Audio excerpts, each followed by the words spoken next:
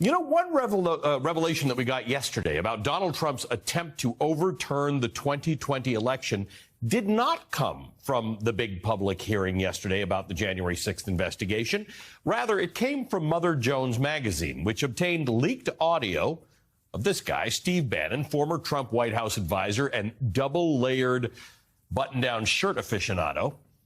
The leaked audio is from just a few days before the 2020 presidential election. Now, rewind a little bit and remember with me. A couple months earlier, Steve Bannon had been arrested on charges that he had been bilking unsuspecting donors out of their money by telling them their donations were going toward building a wall on the southern border, when in fact the money was going into Steve Bannon's pockets. Bannon was arrested on this luxury yacht off the coast of Connecticut. It's a yacht belonging to an exiled Chinese billionaire who's kind of a patron of Bannon's. And in the leaked audio we got yesterday, Bannon, out on bail, is at a meeting with a bunch of this Chinese billionaire's friends. Fine crew of folks who worked for this Chinese billionaire's sprawling online network, peddling far-right disinformation. And at this meeting, a few days before the presidential election, Bannon is filling them in on how election night is going to go down. What Trump's going to do is just declare victory, right? He's going to declare victory.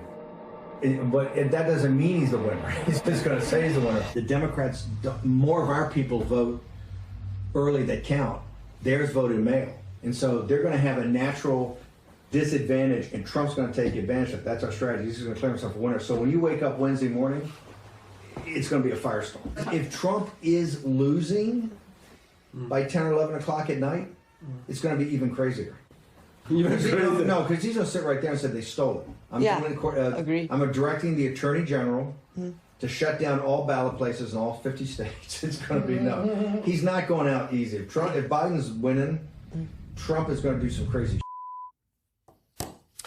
Which is, in fact, pretty much how it happened.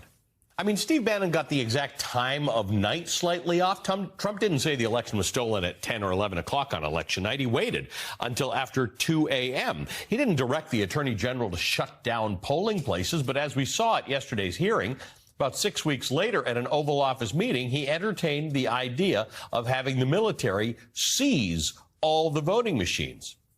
But the fact is, Steve Bannon clearly seemed to know the basics of the plan and what it would lead to.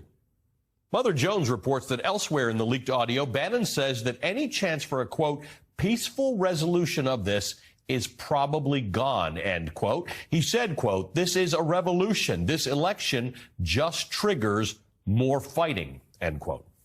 And look, you did not have to have special knowledge or psychic powers to know that Trump was likely going to contest the results of the election. The foreshadowing was pretty heavy.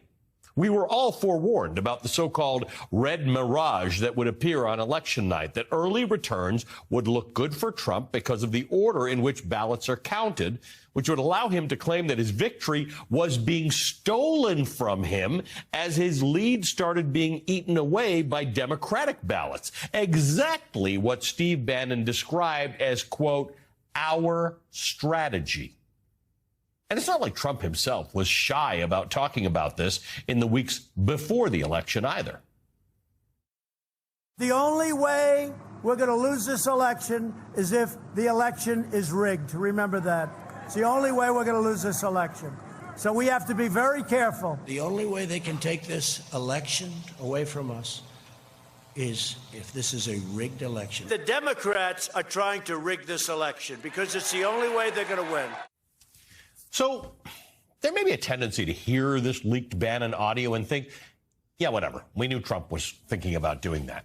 But in terms of holding Trump accountable for his actions between Election Day and January 6th, especially in terms of thinking about whether Trump will have any criminal liability for his actions, there is actually a really big difference between, on the one hand, Trump was never going to accept that he lost, and he was grasping at anything he could after the election. And on the other hand, Trump had formulated a plot to stay in power if he lost the election and began carrying that plot out on election night. And based on what we learned at yesterday's hearing, there is reason to believe that Steve Bannon wasn't just spitballing when he was describing Trump's plans to deny the election results. He may very well have heard about those plans from Donald Trump himself, because that is certainly what seems to have happened a couple months later with Trump's plans for January 6th. On January 5th, the day before the attack on the Capitol, tens of thousands of people converged on Washington. While certain close associates of President Trump privately expressed concerns about what would occur on January 6th, other members of the president's inner circle spoke with great anticipation about the events to come. The committee has learned from the White House phone logs that the president spoke to Steve Bannon, his close advisor, at least twice on January 5th. The first conversation they had lasted for 11 minutes. Listen to what Mr. Bannon said that day after the first call he had with the president. All hell is going to break loose tomorrow. It's all converging, and now we're on, as they say, the point of attack, right? The point of attack tomorrow. I'll tell you this. It's not going to happen like you think it's going to happen, okay? It's going to be quite extraordinarily different. And all I can say is strap in. From those same phone logs, we know that the president and Mr. Bannon spoke again on the phone that evening, this time for 6 minutes. Here's the thing. If you heard Steve Bannon make those remarks on January 5th, and they weren't a secret because many of us did hear them that day, you might think he was just pumping up his listeners or engaging in bravado or quite likely running another scam like his Build the Wall fundraiser. We're going to overturn the election. Send us cash.